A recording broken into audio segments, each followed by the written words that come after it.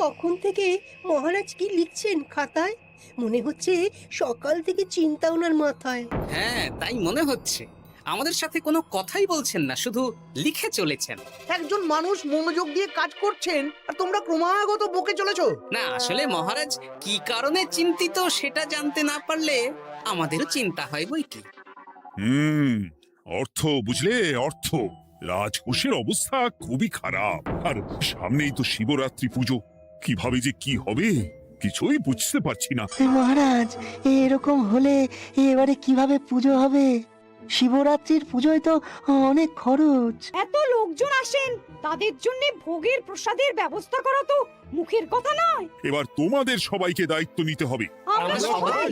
কি দায়িত্ব মহারাজ? আমি গতকাল তোমাদের রানীমার সাথে এই ব্যাপারে কথা বলেছি। রানীমা কি বললেন মহারাজ? দেখো, তোমরা সব সভাসদেরা যদি মুক্ত হস্তে দান করো, আর রাজকোষ থেকেও যতটা সম্ভব অর্থ সাহায্য দিয়ে এবারে পুজো এবং ভোগের আয়োজন তাহলে সুসম্পন্ন করা যাবে। দানের চেয়ে বড় পুণ্যকর্ম আর কি আছে? যে সভাসদ সবচেয়ে বেশি দান করবে তাকে পরে কিছু অর্থ সাম্মানিক হিসেবে দেওয়া হবে। আচ্ছা মহারাজ। তাহলে আজ রাজসভার আলোচনা এইটুকুই রইল, বাকি কথা পরে হবে।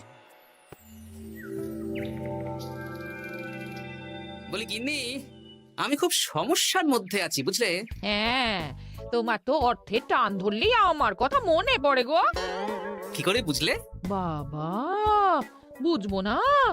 এতদিন ধরে তোমার সাথে সংসার করছি, তাও বুঝবো না? আমি কি আজকাল আর তোমার কাছে চাই বলো? আমার মা আমার নাম রেখেছিল পার্বতী, আর বলেছিল দেখিস তুই ভগবান শিবের মতন বর পাবি। তোমাকে পেয়েছি, কিন্তু সাথে পেয়েছি অভাব। হ্যাঁ, সে যতই অভাব হোক, মন্ত্রী মশাইয়ের মতো স্বভাব তো নষ্ট করিনি গিন্নি। সেই জন্যেই তো তোমার সংসারে পড়ে আছি গো, নইলে কবে এই চাল চুলোহীন সংসার ছেড়ে চলে যেতুম। হ্যাঁ, বলছি শোনো না, ওই কিছু মোহরের খুব দরকার। এবার মন্দিরে শিবরাত্রি পুজো হবে, কিন্তু মহারাজ তেমন খরচ করতে পারবেন না। তাই কি? তাই আমাদের সব সভাসদদের বলেছেন দান করবার জন্য। এই দেখো, আমার যা গয়নাগাটি ছিল সবই তো বন্ধক রাখা আছে, নইলে বলতাম। আরে বাবা, সে তো জানি, কিন্তু আর কোনো উপায় নেই। কি বলি বলো তো? দেখি কি করা যায়। আরে বাবা রে বাবা, এত চিন্তা ভাবনা না করে বাবা মহাদেবের ওপর ভরসা রাখো গো, উনি কোনো একটা পথ দেখাবেন। দেখো, দেখা যাক গিন্নি, উনি এখন আমার আশা ভরসা।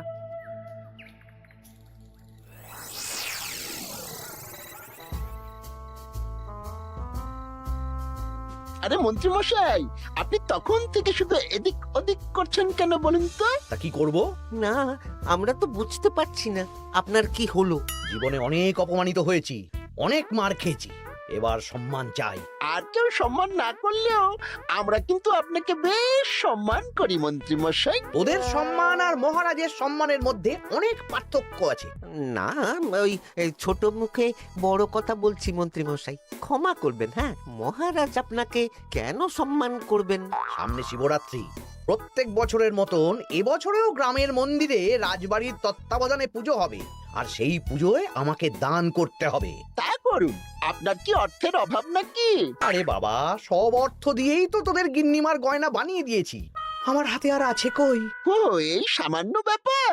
আপনি মাছের তেলে মাছ ভাজুন। হ্যাঁ, আমিও তো তাই বলতে চাইছি। খোলসা করে বলতো তুই কি বলতে চাইছিস?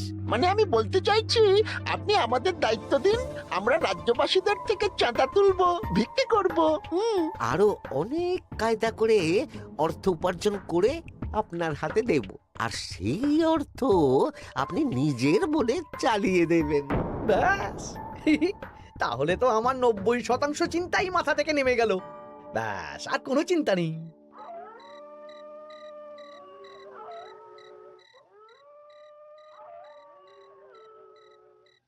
কি গো, এত রাত হয়ে গেল, এখনো ঘুমোচ্ছ না কেন বলো তো? হ্যাঁ, খুব চিন্তা হচ্ছে গো গিন্নি, এখনো বুঝে উঠতে পারিনি যে কি করে দান করব।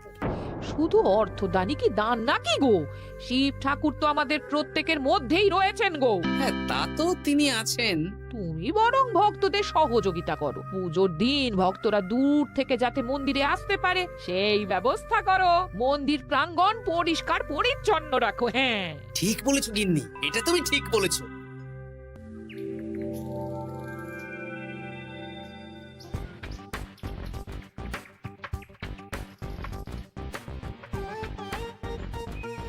এই যে বাড়িতে কে আছেন? মন্ত্রী মশাই বলুন। হ্যাঁ, তা প্রত্যেক বছরের মতন এই বছরেও তো শিবরাত্রি উপলক্ষে মন্দিরে পুজো হচ্ছে, জানেন তো? হ্যাঁ, সে তো জানি, কিন্তু আমার গিন্নির পায়ে এত ব্যথা যে এবারে আর জল ঢালতে যেতে পারবে বলে তো মনে হয় না। তাতে কি, আপনি দান করুন, বাবা দূর থেকে আশীর্বাদ দিয়ে দেবেন। দান? তা কিসের দান? এত ধুমধাম করে পুজো হবে, তার দান। এ কি, এতদিন ধরে মন্দিরে তো দান দেওয়ার কোনো ব্যাপার ছিল না। এবার আছে, দান করা সবচেয়ে বড় ধর্ম। হ্যাঁ, আমরা বুড়ো বুড়ি খুব অল্প অর্থে সংসার চালাই। আমাদের ছেলে যেটুকু পাঠায় তা দিয়েই চালাই। আমরা আর কি দান করব মন্ত্রী মশাই? দরকার হলে কদিন না খেয়ে থাকবেন, বাবার নামে উপোস করবেন, আর যে দান করবে না আমি তাকে এই রাজ্যে থাকতে দেব না। ওরে বাবা রে, দিচ্ছি দিচ্ছি দিচ্ছি। আর শুনুন, এই দানের ব্যাপারটা যেন 5 কান না হয়, নইলে কিন্তু। ওরে বাবা, না না না, ঠিক আছে ঠিক আছে। আজকে সারাদিনে ভালোই রোজগার হয়েছে, কি বলিস বটা? হ্যাঁ, কালকে আবার সারাদিন চাঁদা তোলা হবে। চাঁদা নয়, বল চাঁদার নামে দান তুলছি। হ্যাঁ, আর যা ভয় দেখাচ্ছি, কেউ ভয় মুখ খুলবে না। সেই তো যাই, এরকম চলতে থাকলেই আমাকে সেরার সেরা দানি হওয়া থেকে কেউ আটকাতে পারবে না। এই তুমি এই ভর দুপুরে বস্তা কাঁধে নিয়ে কোথায় যাচ্ছ গো? একটু জঙ্গলের দিকে যাচ্ছে গিন্নি, শুকনো কাঠ নিয়ে আসি। পুজোর দিন তো ভোগের রান্না করতে জ্বালানি লাগবে, দেখি শুকনো কাঠ নিয়ে রাজবাড়িতে দিয়ে আসবো। বেশ বেশ বেশ, যাও। হে দেবাদিদেব মহাদেব, তুমি একটু দেখো বাবা।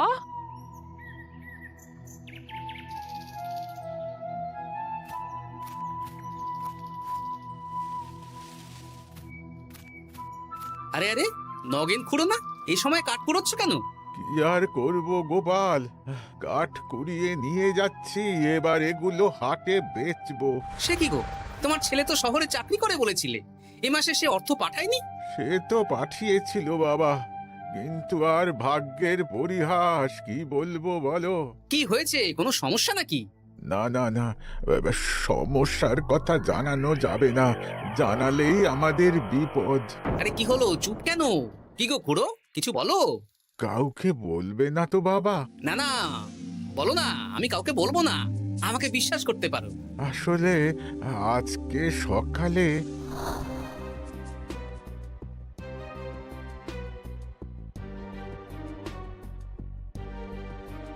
হ্যাঁ, মন্ত্রী মশাই? হ্যাঁ, শুধু আমাদের বাড়ি থেকে না, গ্রামের সব বাড়ি থেকে তুলেছে।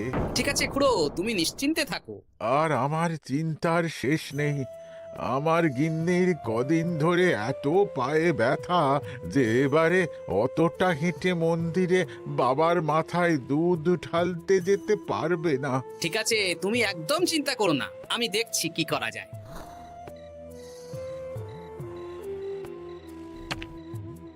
প্রহরী, এটা ভাড়ার ঘরে রেখে দিয়ে এসো।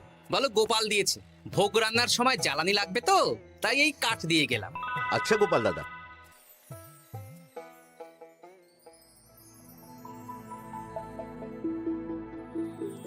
তারপর সবাই কিছু অর্থের যোগান করতে পারলে?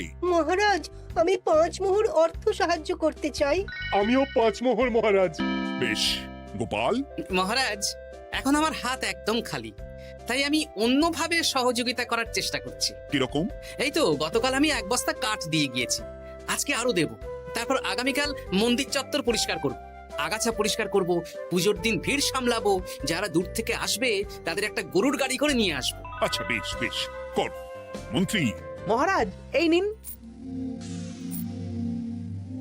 এতে 200 মোহর আছে। আমি আরো দান করব, আপনি কোনো চিন্তা করবেন না মহারাজ। বাবা, এ তো বিশাল ব্যাপার। আমি জীবনে অনেক পাপ করেছি, তাই এখন দান করে একটু যদি পুণ্য লাভ হয় সেটাই আশা। বেশ বেশ পণ্ডিত, তুমি আর রাজবৈদ্য তাহলে পুজোর দশকর্মা দ্রব্যাদি কেনাকাটা শুরু করো। এখন ধারে নিয়ে আসবে, পুজোর পরে সব শোধ করে দেওয়া হবে। আচ্ছা মহারাজ, ঠিক আছে। তাহলে আজকে আমি আর পণ্ডিত মশাই দুজনে বাজারের দিকে যাব আর সব দশকর্মার দ্রব্যাদি কিনে নিয়ে আসবো। হ্যাঁ হ্যাঁ, তাই কর।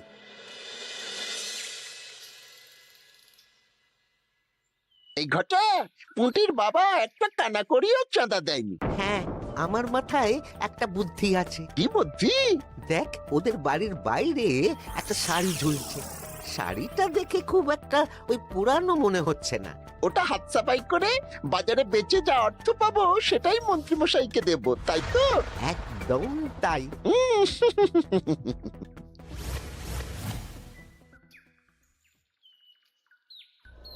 হাই পুটি, দেখ তোদের বাড়ি থেকে বটা ঘটা কাকা শাড়ি চুরি করছে। হ্যাঁ তাই তো। ন্যাপলা, ওরে বাবা রে, মরে গেলাম রে, মরে গেলাম। পালাও পালাও, উড়ি বাবা। এই কি হয়েছে রে? চিৎকার করছিস কেন? আর বটা ওভাবে পালালো কেন? এই বটা ঘটা কাকা ওই পুটির মায়ের শাড়ি চুরি করে পালাচ্ছিল, আমরা ধরে ফেলেছি। সাব্বাস, এই তো চাই। তার মানে মন্ত্রী মশাই এখন দান করার জন্য চুরিও করাচ্ছে। বাহ, কি ভাবছো গোপাল দাদা? না কিছু না। আচ্ছা পুটির বাবা, তোমাদের বাড়ি মন্ত্রী মশাই চাঁদা তুলতে আসেননি? এসেছিলেন তো, কিন্তু আমি বলে দিয়েছি আমি পারবো না। নিজেদের বীজ ধান কেনার অর্থ নেই, চাঁদা দেবো কি করে? আচ্ছা এই ব্যাপার, এবার বুঝতে পেরেছি। অনেক ভয় দেখালেন, চমকালেন, কিন্তু কিচ্ছু দিইনি। তাই বটা ঘটা চুরি করতে এসেছি, বুঝেছি। বেশ, এই সাবধানে থেকো। কিভাবে যে সংসার চালাবো? শোনো পুটির বাবা, তুমি এক কাজ করো। বলো। জঙ্গলে অনেক ধুত্র গাছ, আকন্দ গাছ আছে। তুমি পুজোর দিন সকাল থেকে মন্দিরের কাছে একটা ফুল মালা বেলপাতার দোকান দাও। এটা ভালো বুদ্ধি দিয়েছো। আমি তো এখন মন্দির প্রাঙ্গণ সাফ সাফাই করতে যাচ্ছি, আমি বরং কাজের ফাঁকে তোমার জন্য একটা ছাউনি দিয়ে মন্দিরের কাছে দোকান বানিয়ে দেব। তাহলে তো খুবই ভালো হয়। এই পুটি, তোরাও আমার সাথে চল, হাতে হাতে সাহায্য করবি। চল চল চল। চলো গোপাল দাদু।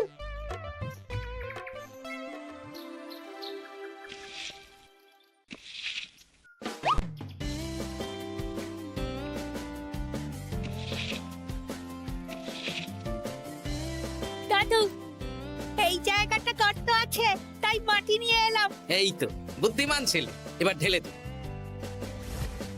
ব্যাস, এখানটা এবার ঠিক হয়ে গেল। দেখি এবার মন্দিরের পিছনের দিকটা একটু পরিষ্কার করে দিই।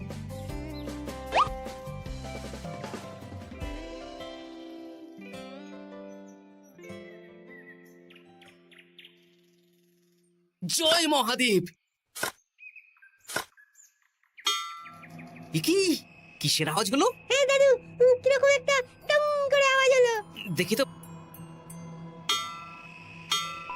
আরে বাবা, এটা ঘোড়া মনে হচ্ছে।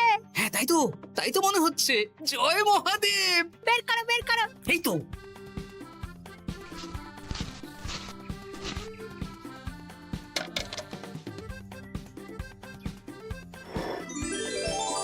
ও দাদু, এ তো সোনার মোহর। জয় মহাদেব, তুমি সত্যি আছো প্রভু, তুমি সত্যি আছো। একই দাদু, তুমি কাঁদছো কেন? সবই মহাদেবের কৃপা। মহারাজ বলেছিলেন দান করতে, মহাদেব নিজেই নিজের পুজোর ব্যবস্থা করে নিলেন রে। হ্যাঁ, তাই তো দেখছি দাদু। তবে শোন, এই কথাটা কাউকে বলিস না। আচ্ছা গোপাল দাদু, আমরা কাউকে বলবো না। হ্যাঁ।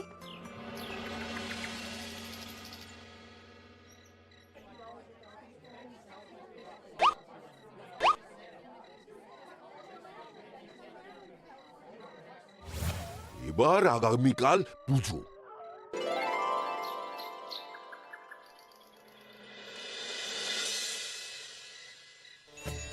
জয় শিব শম্ভু, হর হর মহাদেব। হে প্রভু, হে মহাদেব, জগতের কল্যাণ করো ভোলানাথ। জয় শিব শম্ভু। জয় জয় শিব শম্ভু, জয় শিব শম্ভু। বাবা দেখো বাবা, বাহ বাহ বাহ বাহ। এই তো সব ভালোই হচ্ছে। ভালো তো হবেই মহারাজ, আমি যা দান করেছি পুজো পাঠ এবারে ধুমধাম করে হবে। দান করে অত অহংকার করতে নেই মন্ত্রী। এক হাতে দান করলে আরেক হাতকে জানাতে নেই, বুঝলে? বুঝেছি মহারাজ।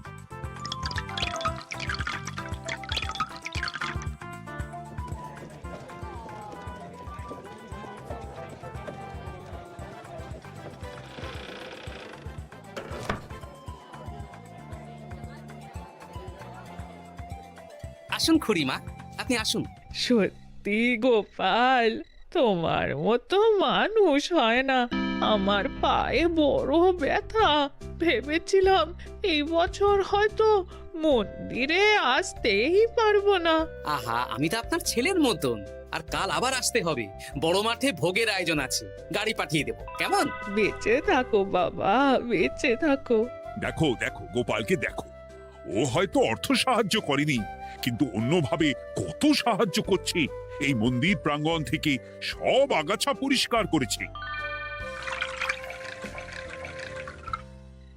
মহারাজ, আপনার সাথে কিছু কথা আছে। কি কথা? এখানে বলা যাবে না, যা বলবো আড়ালে। আচ্ছা চল।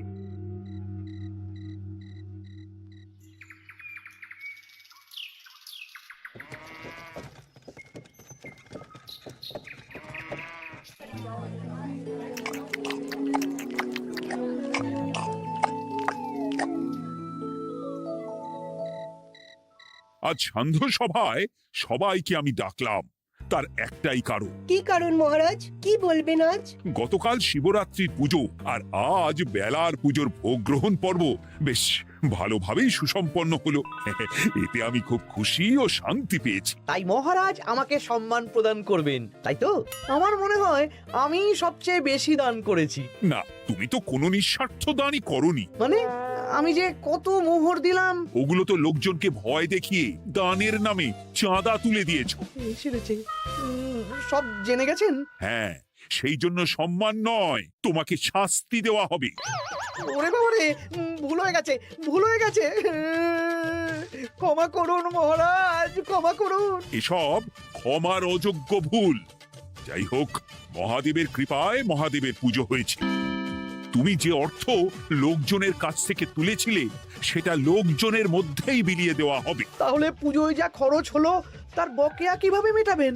সেটার ব্যবস্থা তো স্বয়ং মহাদেব করেছেন মন্ত্রী মশাই। হ্যাঁ, মহাদেব কিভাবে? আমি একদিন বিকেল বেলা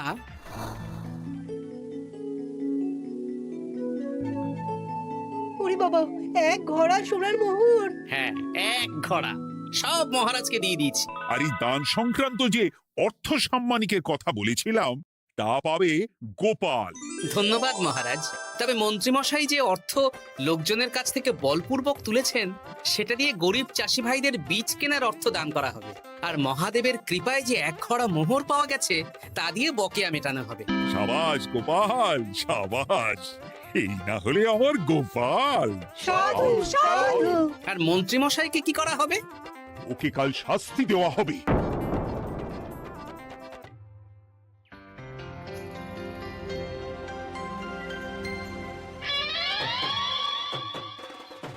ও মহাদেব, ও শিব ঠাকুর, আমাকে ক্ষমা করে দিন, ক্ষমা করে দিন আমাকে।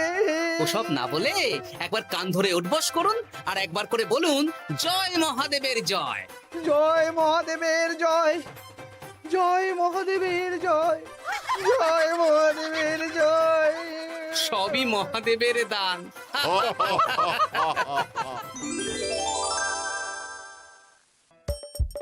হাসির রাজা, জ্ঞানের রাজা, রসিক রাজা।